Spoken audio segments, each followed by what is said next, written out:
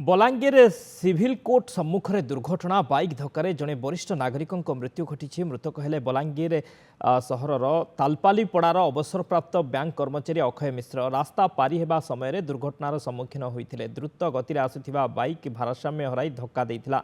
गुरुतर अवस्था स्थानीय लोके उद्धार कर मेडिकल नहीं डाक्तर सेठारे मृत घोषणा करिसेंती। घटनास्थल टाउन थाना पुलिस पहुंची दुर्घटना घटाई बाइक को जबत करिछि। मृतदेह जबत कर व्यवच्छेद पई पठाइछे।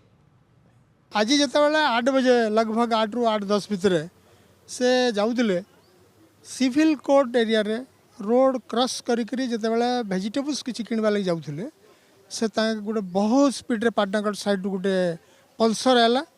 से पल्सर नंबर है OR03611 से बहुत स्पीड रे ढेसी देकरी पड़गले से भी पड़गले।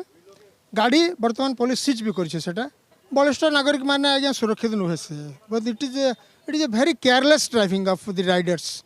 ऑलवेज जिते बड़े भी एक्सीडेंट होचे गुटखा खाऊन विभिन्न कथा खाऊन और बहुत केयरलेसली चलाउछन मैंने।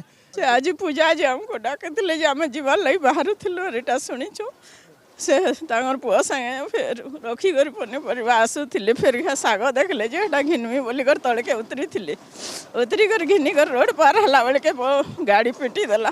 शाग आज अंतमुखी करवार लगी से ब्राह्मण मैंने बारिशटा ठीक करते पूजाटे हबार थिला।